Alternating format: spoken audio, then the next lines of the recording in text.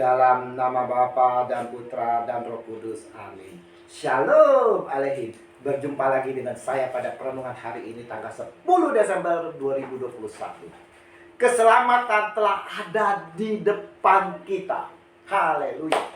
Baca liturgi hari ini diambil dari kitab Yesaya 48 ayat 17 sampai dengan 19 dan Injil Matius 11 ayat 16 sampai dengan 19. Saudara-saudara yang terkasih di dalam kasih Kristus, jika ada di dekat kita bersiul, bermain gitar, atau apa saja saudara, kita tentu akan terkesima mendengarkannya. Dan secara spontan kita akan mengikuti alunan lagu yang dimainkan dengan gerakan tangan dan kaki kita.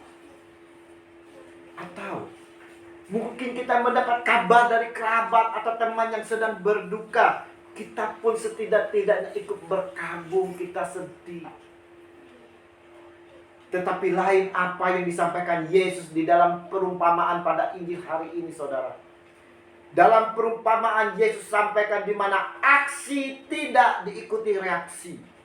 Tidak ada yang peduli, tidak suka, sekalipun itu sesungguhnya menyenangkan bagi yang memberi reaksi.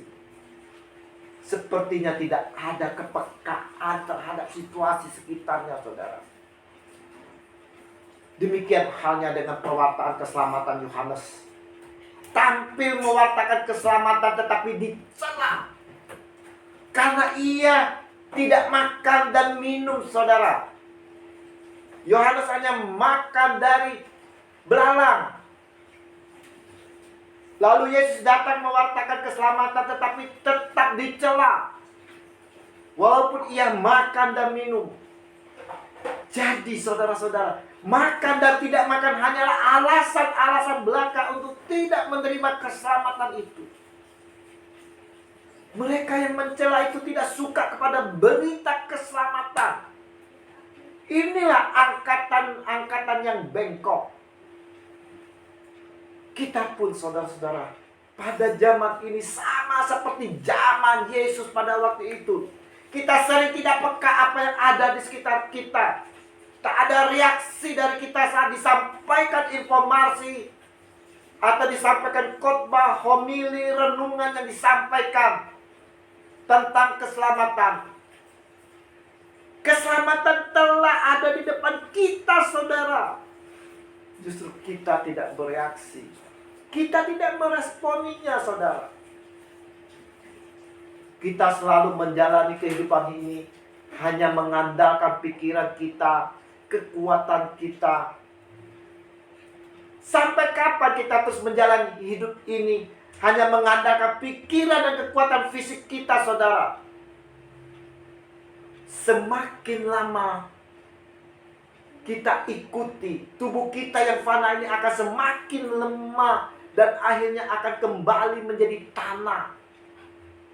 Tetapi kuasa Allah, saudara-saudara, di dalam diri kita akan semakin menguatkan kita bahkan untuk hidup yang kekal. Haleluya.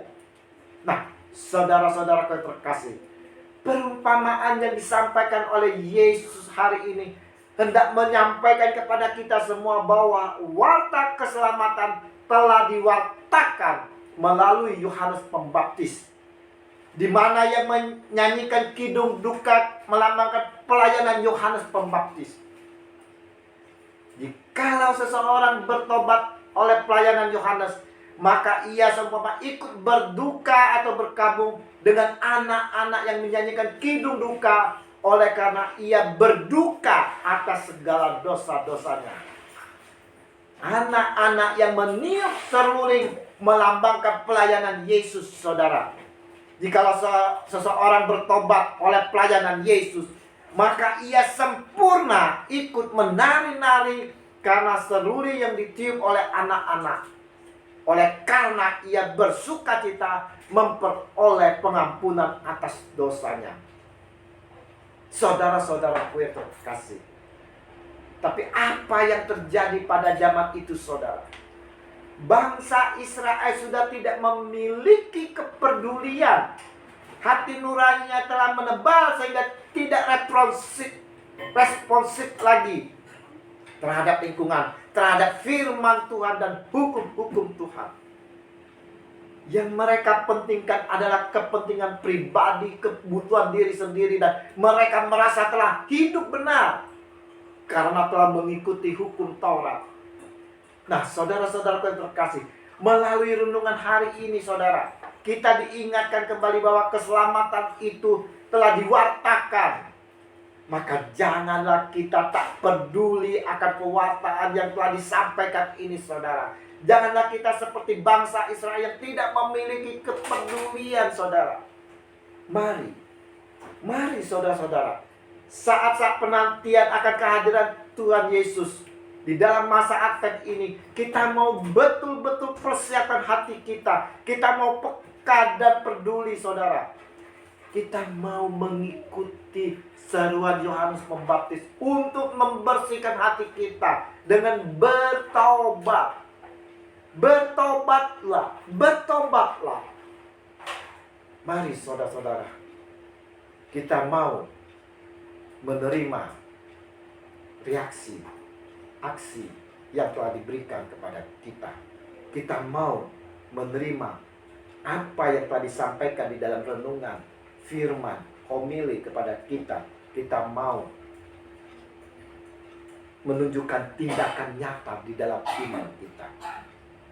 Kasih yang besar dari Tuhan kita Yesus Kristus mengampuni segala dosa-dosa kita. Amin.